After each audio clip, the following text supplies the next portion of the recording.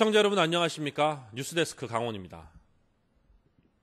9월의 마지막 주말을 맞아 황금빛으로 변한 들녘에서 어느새 가을이 성큼 다가왔음을 느낄 수 있습니다. 깊어가는 가을의 정취를 황구선 기자가 담아봤습니다. 농촌마을 동산의 코스모스가 활짝 피었습니다. 솔솔 불어오는 실바람에 꽃들이 춤을 추고 나비와 벌들이 쉴 새 없이 움직입니다. 각지에서 온 가족과 연인들은 꽃동산을 만끽하며 추억을 담아갑니다. 꽃구경 나왔어요. 근데 오니까 너무 좋아요. 미세먼지도 없고 정말 좋은 것 같아요. 막 삶이 행복해질 것 같아요. 와서 보니까. 드넓은 들녘은 황금빛으로 물들었습니다. 굵게 여문 나달의 무게에 벼들이 고개를 숙이자 농부들은 추수를 서두릅니다. 여름 내 가물고 고온 현상이 일어났었는데 그래도 수확을 시작하니까 기분은 좋네. 이제 뭐 황금 들녘에서 수확량이 많이 늘겠죠. 밭에서도 땅콩과 고구마 수확이 한창. 줄기를 걷어내고 흙을 다듬으니 속이 꽉 찬 고구마가 얼굴을 드러내고 한 움큼 줄기를 뽑아내면 뿌리 끝에 주렁주렁 땅콩들이 매달려 있습니다. 오, 많이 달렸잖아요. 얘 같은 경우는. 200여 명의 시민들은 숲길을 걸으며 성큼 찾아온 가을의 정취에 흠뻑 빠졌습니다. 신랑이 이런 거 있다 하니까 나가라 해서 나온 거거든요. 나오기 정말 잘했다 생각이 들고 너무 좋은 것 같아요. 설악산 정상부터 시작된 올가을 단풍은 다음 달부터 오대산과 치악산 등 도내 곳곳을 물들일 전망입니다.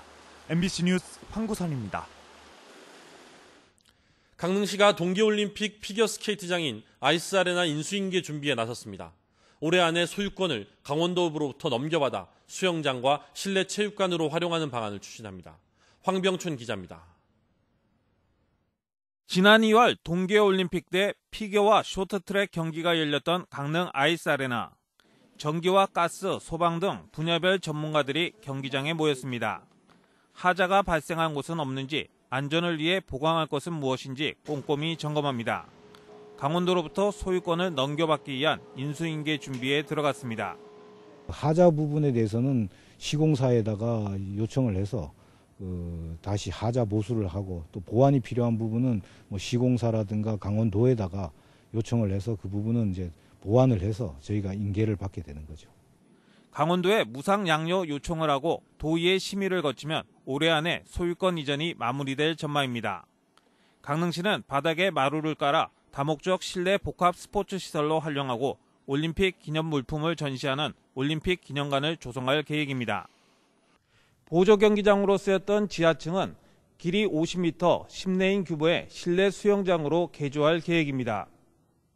강릉 하키센터와 스피드 스케이팅장은 강원도가 소유권을 계속 갖기로 한 가운데 아직 활용 계획을 확정하지 못하고 있습니다. MBC 뉴스 황병춘입니다.